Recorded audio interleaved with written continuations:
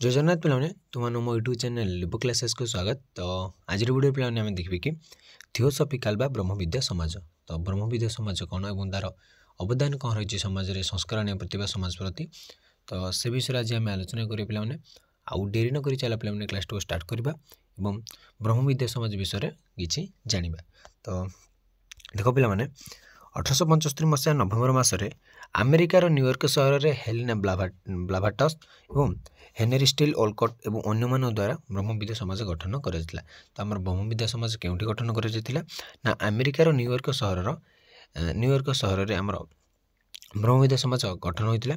तो किए गठन करते हेलेना ब्लाभाटस और हेनरी स्टील ओलकट और अन्य मिसिक आमर ब्रह्मविद्या समाज गठन करते।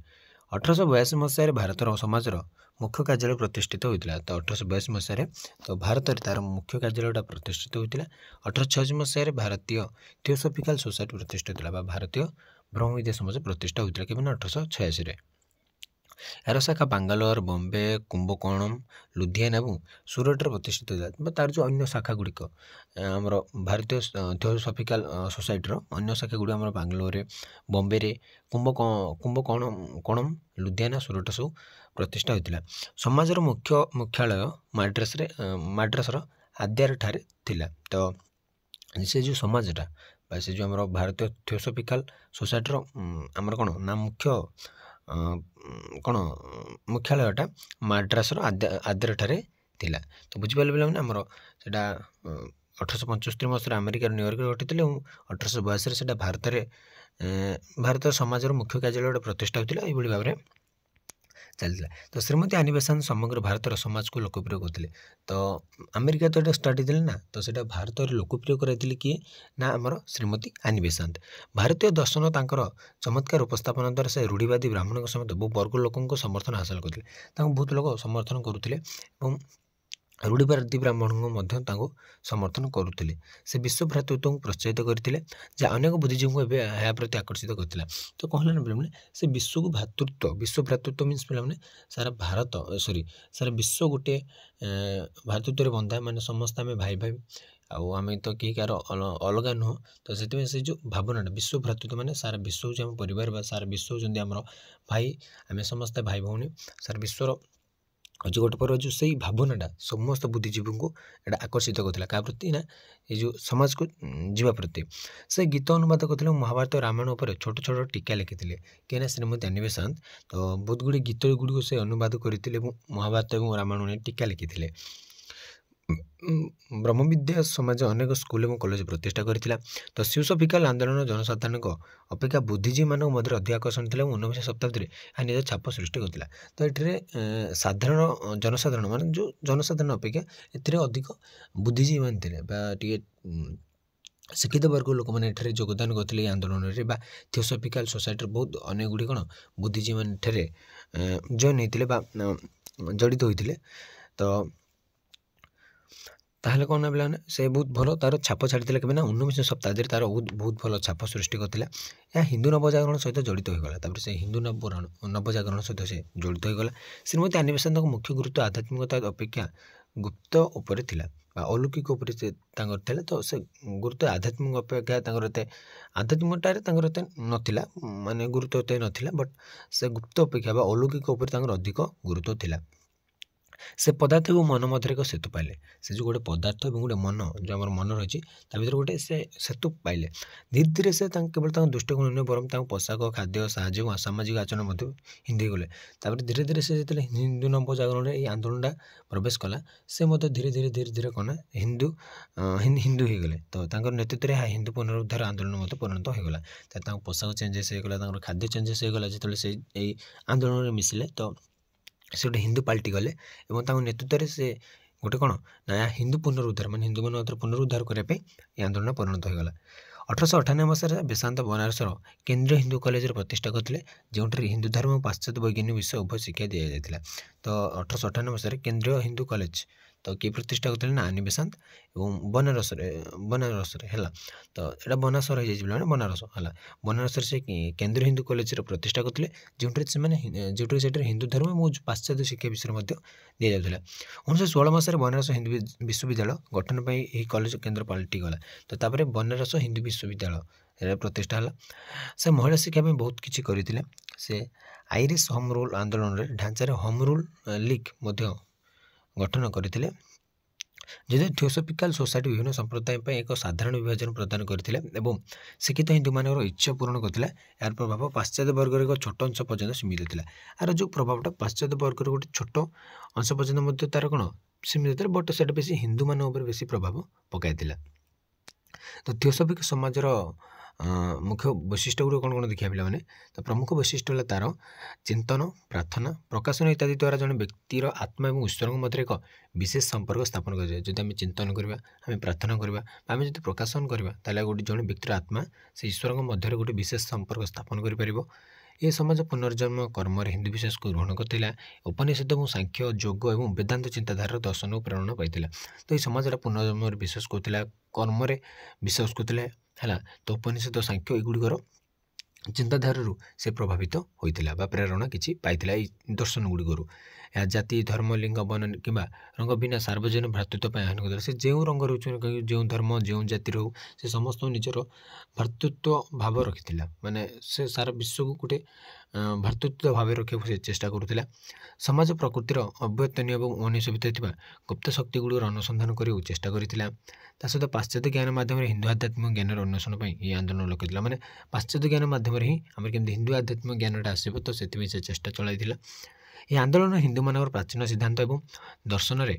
विश्वास को पुनर्जीवित और दृढ़ करता सहित आर्य दर्शन और धर्म अध्ययन और प्रचार से करता ब्रह्मांड और जीवन संपर्क में से उपनिषद गुड़िकर परम सत्य प्रकाश करते समस्त प्रकार धर्म और उपासना समस्त पद्धति प्रशंसा करने गोटे विश्वव्यापी था तो ये गुड़ी हूँ पे गोटे गोटे कौन मुख्य वैशिष्ट्य गुड़ जब आम कह तो जब क्वेश्चन आम आसे तो थियोसॉफिकल समाज प्रमुख वैशिष्ट्य पे इंपोर्टाट भी लगुच 2 मार्क्स में 3 मार्क आसो तो ये मन रखिद चिंतन प्रार्थना द्वारा आम जड़े ईश्वर सहित से निकट पहुँचवर से पुनर्जन्म विश्वास रखी थियोसॉफिकल सोसाइटी से भ्रातृत्व भाव सब रखुला तार से समाज मुख्य लक्ष्य था गोटे कौन विश्व भ्रातृत्व भाव प्रतिष्ठा करने और पाश्चात्य ज्ञान मध्य केमती हिंदू आध्यात्मिक ज्ञान अन्वेषण कर आंदोलन गोटे लक्ष्य था तो सहित हिंदू शास्त्र प्रकाशित और अनुवाद कर समाज को समाज संस्कार उत्साहित करता और से गुड़ कार्यकारी करने शिक्षा योजना प्रस्तुत करता तो यह भाव थी आम पे कौन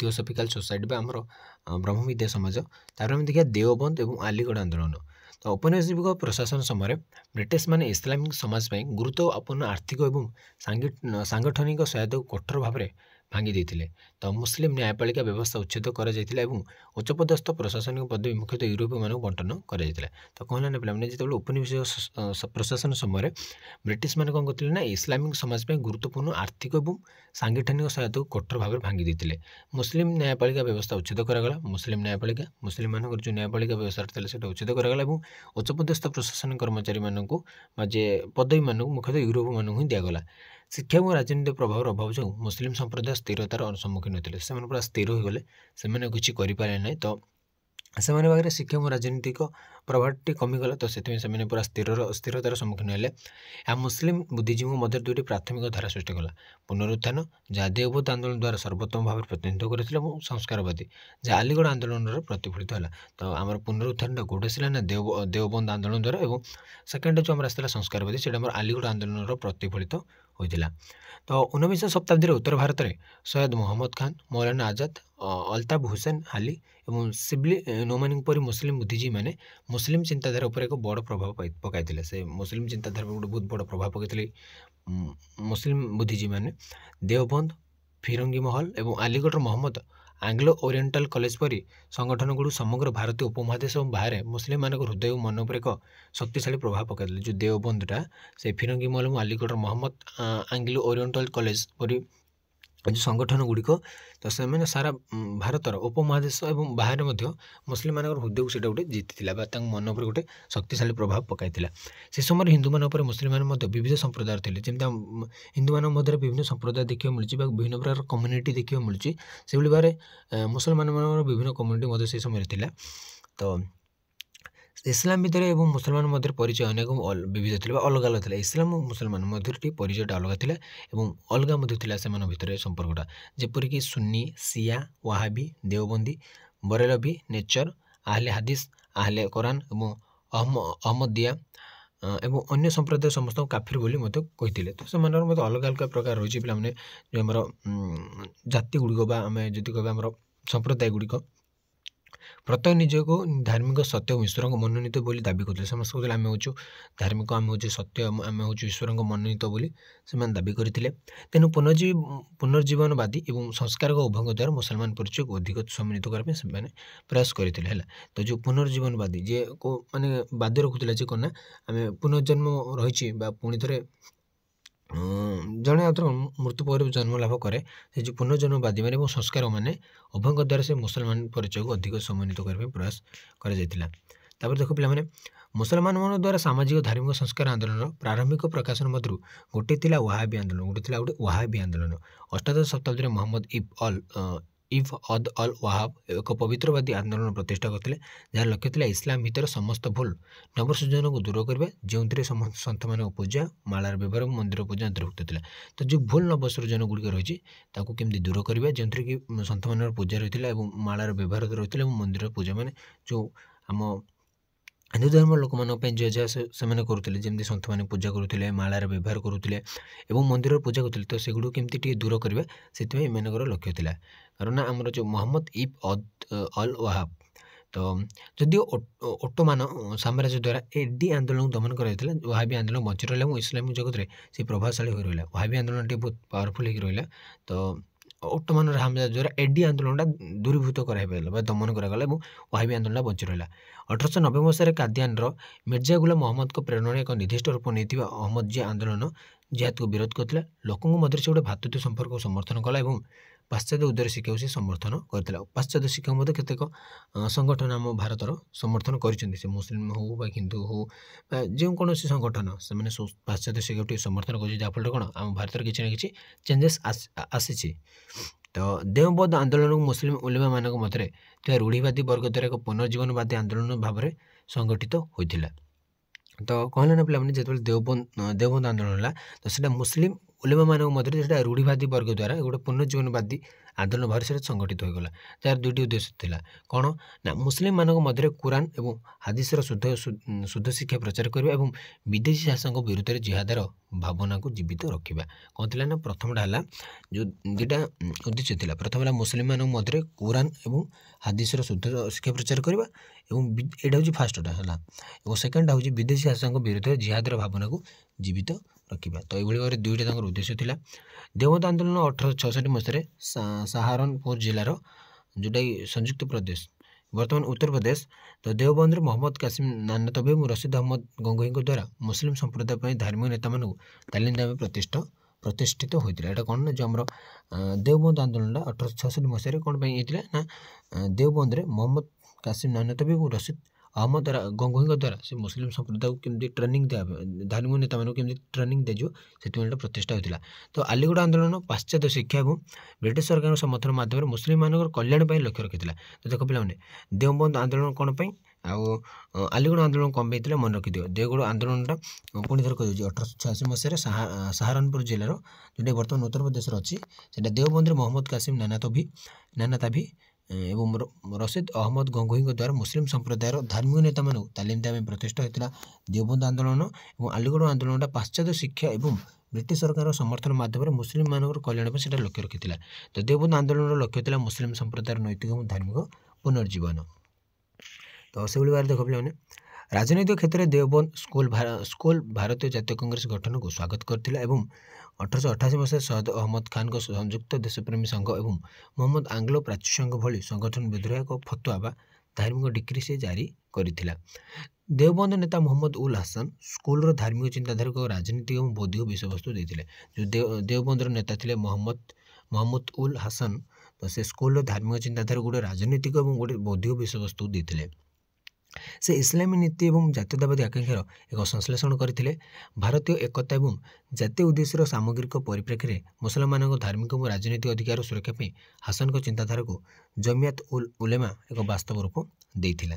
तो देवबंधु स्कूल समर्थक सिबली नुमानी शिक्षा व्यवस्था इंग्राजी भाषा और यूरोपीय विज्ञान अंतर्भुक्त करने समर्थन करते जो आम देवबंधु स्कूल गुड़ था। तो देवबंधु स्कूल समर्थक किए थे ना सिबली नुमानी से शिक्षा व्यवस्था इंग्राजी भाषा और यूरोपीय विज्ञान को से अंतर्भुक्त करने समर्थन करते। सहित से 1894 ରୁ 1896 मसीह लखनऊ में नदल वालता उल्लामा और दारुल उलूम प्रतिष्ठा करते। तो एगुड़ किए प्रतिष्ठा करते ना आमर सिबली नुमानी से कांग्रेस आदर्शवाद और भारत मुसलमान और हिंदू मध्य सहयोग विश्वास करुले जहाद्वारा एक राष्ट्र सृष्टि हो पार जो थी कि उभय सौहार्दपूर्ण भाव में रहीपर। तो से दुई जन जाक भल पाते हिंदू मुसलमान दुई जन जाक को केमती से मिसिकी सहयोग कर गोटे राष्ट्र तैयारी कर। तो से चाहूले मैंने से चाहूले तथापि देवबंधु स्कूल मुसलमान संस्कार केवल गोटे धार प्रतिनिधित्व करता इस्लामी आधुनिकतावादी दौर स्वर मध्य आलिगढ़वादी इंग्राजीवादी माध्यम सबुठ शक्तिशाली भाव में प्रकाशित होता है। तो पाश्चात्य आह्वान उत्तर देवाई तुरंत चिंतित मुसलमान राजनीतिक अभिज्ञ मानकर एक अंश पाश्चात्य मॉडल गुड़िक आलोक इस्लामिक ज्ञान और प्रतिष्ठान गुड़ पुनः आकृति देवाक चेष्टा करते एक प्रक्रिया इस्लामिक आधुनिकता और संस्कार बाध्य भाव में वर्णित होता।